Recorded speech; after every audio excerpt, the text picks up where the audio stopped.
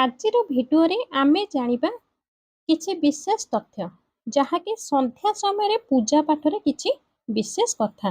ସନ୍ଧ୍ୟା ପୂଜାର ସମୟ କ'ଣ ହୋଇଥାଏ? ସନ୍ଧ୍ୟାରେ ଦୀପ କେତେବେଳେ ଜଳାଇବା ଉଚିତ? ଆଉ ଦୀପ ଜଳାଇବା ସମୟରେ କେଉଁ ନିୟମ ପାଳନ କରିବା ଉଚିତ? ଏବଂ ସନ୍ଧ୍ୟାରେ ଆପଣଙ୍କ ଘରେ କେତୋଟି ଦୀପ ଜାଳିବା ଉଚିତ? ଏବଂ କେଉଁ କେଉଁ ଜାଗାରେ ଦୀପ ଜାଳିବା ଉଚିତ? ଦୀପ ଜଳାଇବାର ମନ୍ତ୍ର କ'ଣ ରହିଛି? ଘରର ସମସ୍ତ ସମସ୍ୟାକୁ ଦୂର କରିବା ପାଇଁ ଏବଂ କେଉଁ ବିଶେଷ ମନସ୍କାମନାକୁ ପୂର୍ଣ୍ଣ କରିବା ପାଇଁ ଦୀପ କେଉଁଠି ପ୍ରଜ୍ୱଳିତ କରିବା ଉଚିତ? ଆଜିର ଭିଡ଼ିଓଟି ସନ୍ଧ୍ୟା ସମ୍ବନ୍ଧିତ ଭିଡ଼ିଓଟିଏ।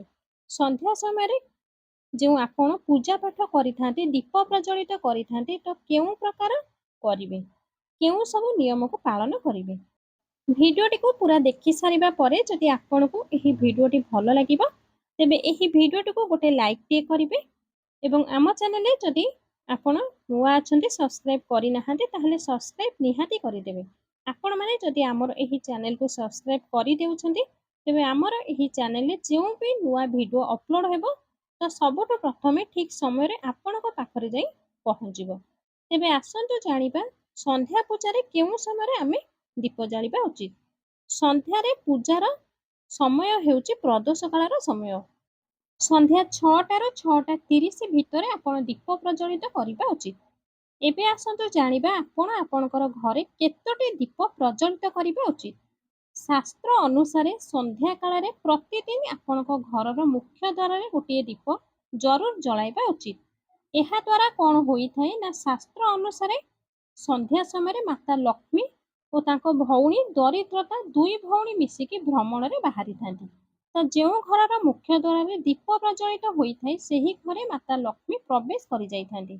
ଆଉ ଯେଉଁ ଘରେ ମୁଖ୍ୟ ଦ୍ୱାରରେ ଦୀପ ଜଳାଯାଇ ନଥାଏ ସେହି ଘରେ ଲକ୍ଷ୍ମୀଙ୍କର ଭଉଣୀ ଦରିଦ୍ରତା ପ୍ରବେଶ କରିଯାଇଥାଏ। ତ ଏଥିପାଇଁ ମାତା ଲକ୍ଷ୍ମୀଙ୍କ ପ୍ରବେଶ ଆପଣଙ୍କ ଘରେ ହେଉ ଏଥିପାଇଁ ଆପଣଙ୍କ ଘରର ମୁଖ୍ୟ ଦ୍ୱାରରେ ଦୀପଟିଏ ଜରୁର ପ୍ରଜ୍ୱଳିତ କରିବା ଉଚିତ। ଘରର ମୁଖ୍ୟ ଦ୍ୱାରରେ ଯେଉଁ ଦୀପ ଜଳାଯାଏ ସନ୍ଧ୍ୟା ସମୟରେ ତ ବହୁତ ସାରା ଫାଇଦା ଶାସ୍ତ୍ରରେ ବତାଯାଇଛି। ଶାସ୍ତ୍ର ଅନୁସାରେ ସନ୍ଧ୍ୟା ସମୟରେ ଯେଉଁ ଘରର ମୁଖ୍ୟ ଦ୍ୱାରରେ ଦୀପ ପ୍ରଜ୍ୱଳିତ ହୋଇଥାଏ ସେହି ଘରେ କୌଣସି ବି ପ୍ରକାରର ନକାରାତ୍ମକ ଊର୍ଜା ପ୍ରବେଶ କରିନଥାଏ। କୌଣସି ବି ବାସ୍ତୁ ଦୋଷ ଆପଣଙ୍କ ଘରେ ଯଦି ଥାଏ, ଯଦି ବି ଆପଣ ଦୀପ ପ୍ରଜ୍ୱଳିତ କରିଥାନ୍ତି ତ ସମସ୍ତ ବାସ୍ତୁ ଦୋଷରୁ ଆପଣଙ୍କୁ ମୁକ୍ତି ମିଳିଯାଇଥାଏ। ଯଦି ଆପଣଙ୍କ ଘରେ ପିତୃଦୋଷ ଥାଏ ଯାହାଦ୍ୱାରା ସମସ୍ୟା ଉପରେ ସମସ୍ୟା ଆପଣଙ୍କ ଘରେ ଲାଗି ରହିଥାଏ ତ ଘରର ମୁଖ୍ୟ ଦ୍ୱାରରେ ଦୀପ ପ୍ରଜ୍ୱଳିତ କରୁଥାନ୍ତି ତ ଦୀପ ପ୍ରଜ୍ୱଳିତ କରିବା ଦ୍ୱାରା ଆପଣଙ୍କ ଘରରେ ପିତୃଦୋଷ ନାଶ ହୋଇଯାଇଥାଏ।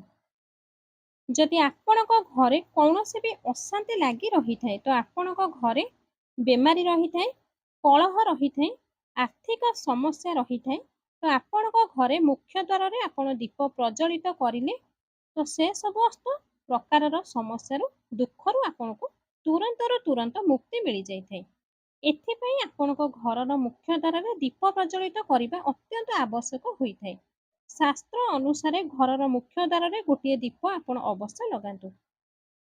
ତେବେ ଆସନ୍ତୁ ଦ୍ୱିତୀୟ ଦୀପ କେଉଁଠି ଜଳାଇବେ ଜାଣିବା। ଆଉ ସେହି ଦ୍ୱିତୀୟ ଦୀପଟି ହେଉଛି ଆପଣଙ୍କ ଘରର ତୁଳସୀ ଚଉରା ମୂଳରେ ଜାଳିବା ଉଚିତ। ଶାସ୍ତ୍ର ଅନୁସାରେ ଯେଉଁ ଘରେ ସନ୍ଧ୍ୟା ସମୟରେ ତୁଳସୀ ଗଛ ଅନ୍ଧାର ରହିଥାଏ ଏମିତି ଘରେ ଦରିଦ୍ରତାର ସ୍ଥାୟୀ ବାସ ହୋଇଥାଏ।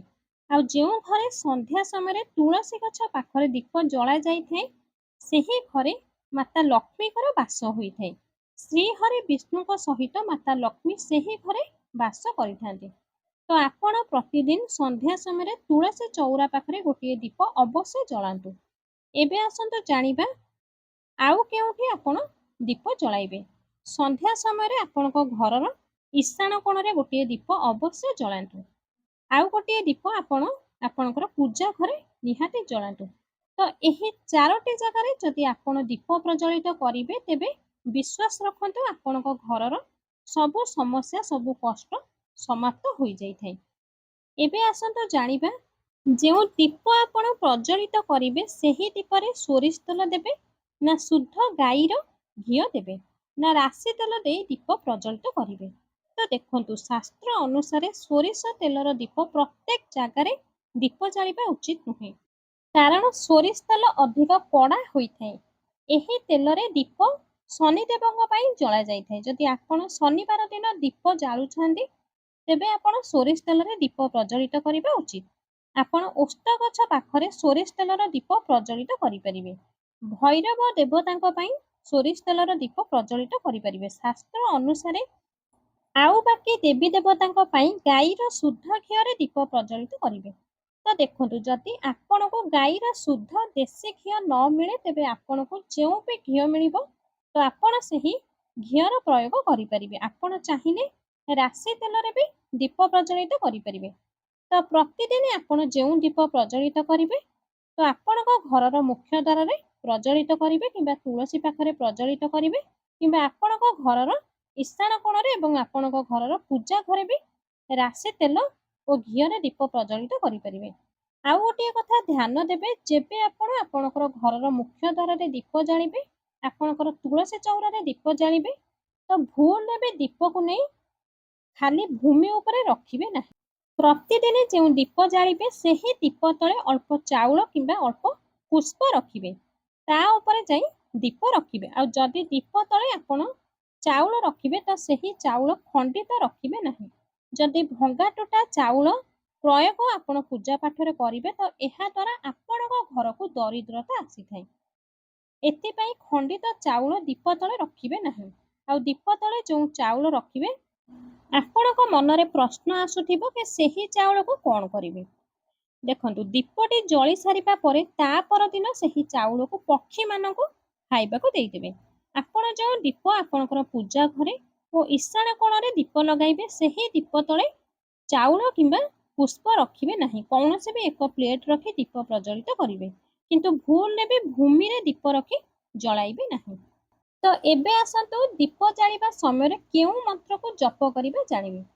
ତ ଦେଖନ୍ତୁ, ଦୀପ ଜଳାଇବା ମନ୍ତ୍ରଟି ଯଦି ବି ଆପଣ ଜପ କରିପାରିବେ ନାହିଁ ତେବେ ଆପଣ ଚାହିଁଲେ ଦୁର୍ଗା ଚାଳିଶା, ହନୁମାନ ଚାଳିଶା, ଭଗବାନ ଶ୍ରୀକୃଷ୍ଣ ଓ ମହାଲକ୍ଷ୍ମୀଙ୍କର ଯେଉଁ ବି ମନ୍ତ୍ର ଜପ କରି ଆପଣ ଦୀପ ପ୍ରଜ୍ୱଳିତ କରିପାରିବେ। କାରଣ ଶାସ୍ତ୍ରରେ ମାନ୍ୟତା ଅଛି କି ମୌନ ରହିକି କେବେ ବି ଦୀପ ପ୍ରଜ୍ୱଳିତ କରିବେ ନାହିଁ। ଯେଉଁ ବି ଶୁଭ କାର୍ଯ୍ୟ ହୋଇଥାଏ ତାହା ମନ୍ତ୍ର ଉଚ୍ଚାରଣ ବିନା ସମ୍ପୂର୍ଣ୍ଣ ହୋଇନଥାଏ। ଏଥିପାଇଁ ମନ୍ତ୍ର ଉଚ୍ଚାରଣ କରିବା ଆବଶ୍ୟକ ହୋଇଥାଏ। କିନ୍ତୁ ଶାସ୍ତ୍ର ଅନୁସାରେ ଦୀପ ଜଳାଇବା ସମୟରେ ଯେଉଁ ମନ୍ତ୍ରଟି ବୋଲାଯାଏ ସେହି ମନ୍ତ୍ରଟି ହେଉଛି ଶୁଭମ୍ କରତି କଲ୍ୟାଣମ୍ ଆରୋଗ୍ୟମ୍ ଧନ ସମ୍ପଦା ଶତ୍ରୁ ବୁଦ୍ଧି ବିନାଶାୟ ଦୀପଂ ଜ୍ୟୋତି ନମସ୍ତୁତେ। ଦୀପଂ ଜ୍ୟୋତି ପରମ ବ୍ରହ୍ମ ଦୀପଂ ଜ୍ୟୋତି ଜନାର୍ଦ୍ଦନ ଦୀପଂ ହର ତୁମେ ପାପମ୍ ସନ୍ଧ୍ୟା ଦୀପ ନମସ୍ତୁତେ। ତ ଏହି ମନ୍ତ୍ରକୁ ସନ୍ଧ୍ୟା ସମୟରେ ଦୀପ ଜାଳିବା ସମୟରେ ଯଦି ଜପ କରିବେ ତ ସବୁ ପ୍ରକାର ପାପରୁ ଆପଣଙ୍କୁ ମୁକ୍ତି ମିଳିଥାଏ। ତ ଏହି ମନ୍ତ୍ରକୁ ଯଦି ଆପଣ ନିୟମିତ ପଢ଼ିବେ ତ ନିଶ୍ଚିତ ରୂପରେ ଆପଣଙ୍କର ମନେ ରହିଯିବ। ତ ଆଶା କରୁଛି ଆଜିର ଭିଡ଼ିଓଟି ଆପଣମାନଙ୍କୁ ନିହାତି ପସନ୍ଦ ଆସିଥିବ। ଯଦି ଭିଡ଼ିଓଟି ଆପଣଙ୍କୁ ପସନ୍ଦ ଆସିଥାଏ ତେବେ ଭିଡ଼ିଓଟିକୁ ଗୋଟେ ଲାଇକ୍ କରନ୍ତୁ। ଭିଡ଼ିଓଟିକୁ ଅଧିକରୁ ଅଧିକ ମାତ୍ରାରେ ସେୟାର କରିବେ। ଆମ ଚ୍ୟାନେଲରେ ଯଦି ଆପଣମାନେ ନୂଆ ଥିବେ ଚ୍ୟାନେଲକୁ ସବସ୍କ୍ରାଇବ୍ କରିନାହାନ୍ତି ତାହେଲେ ଏବେ ହିଁ ଚ୍ୟାନେଲକୁ ସବସ୍କ୍ରାଇବ୍ କରି ପାଖରେ ଥିବା ବେଲ୍ ଆଇକନଟିକୁ ଦବାଇ ଦିଅନ୍ତୁ। କମେଣ୍ଟ ବକ୍ସରେ ଜୟ ମାତା ଲକ୍ଷ୍ମୀ ଅବଶ୍ୟ ଲେଖନ୍ତୁ।